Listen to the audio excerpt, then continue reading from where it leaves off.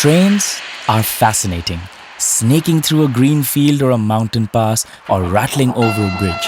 A train journey has an air of romance which touches each of us in a strange way. A journey that has no beginning or an end. However, this train journey has clear points of departure, like from Mumbai to Surat to Vadodara all the way to Jaipur. When the train leaves Mumbai, Surat is the arrival point. But when it leaves Surat, that is the departure point. Now, this is very similar to stocks, believe it or not. In price action's journey, it too has marked points of departure and arrival. Support and resistance is what it's called in technical analysis.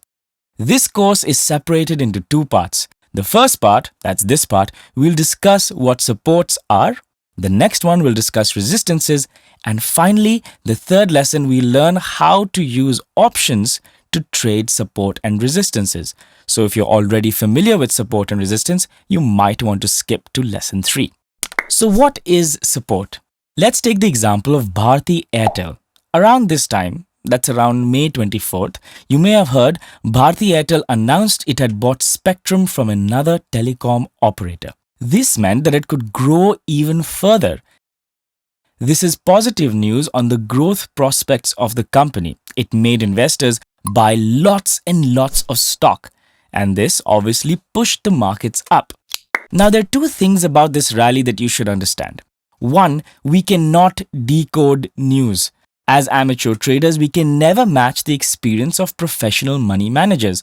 They just have better research, better tools, and better information than you and me will ever have. Second, you should follow price and not news. You see, who knows what kind of news has what impact on the economy, let alone a stock?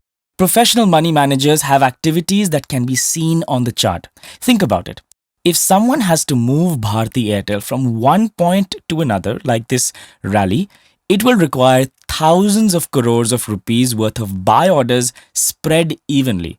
This means big money, or called smart money, agrees that this price is a good valuation to buy. Now, for whatever reason that is, we don't need to get into the technicalities, but what we can see on the chart means that there is confidence the market is going up and that the price at this point is a good buy.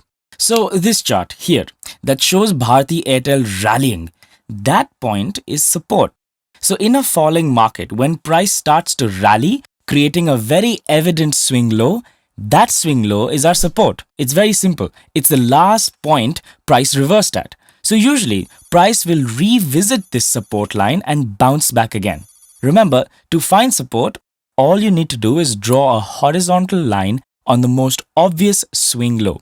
Don't draw this on any small, barely visible ones. Draw it on the ones which are very easily visible. Now, I want to show you some real examples. So let me log on to my account on Upstocks. And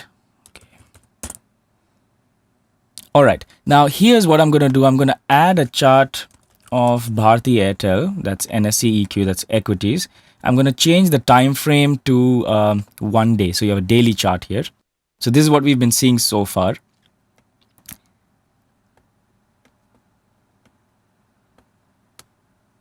Let's get to, say, February 2016. Or in fact, April will probably be better. Let's stick to April. Now, look at the chart here very carefully. This is a daily time frame chart. The market has been rallying for a while. And then we start dipping. We have a big fall here. This is almost 4.5%. The next day it goes up, only to fall down again. And here, if you understand candlesticks, you'll realize that at this point, the fall is slowing down. So we have 1, 2, 3, 4 days of sideways. If you know about the hammer, then you would know near a swing low, this means that buying interest is coming in. Now, this is how support areas work. The fall basically starts stopping. It slows down. And after it has slowed down, you start getting buying interest. You see this bouncing up of markets going up and down. It attracts bulls. And when bulls are attracted, the market goes slightly up. As you can see, you have an up move. And when that up move happens, this is when the reaction happens from the short sellers. You see, the short sellers were probably selling and earning money from this fall. But once we start reversing, they will have to close their short position, further fueling the buying rally. So they'll have to buy back their positions and you will see the market going up.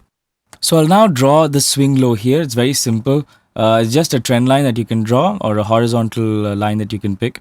That's our support area. If the market ever returns to this place, we know that buying can resume again. That's all it means.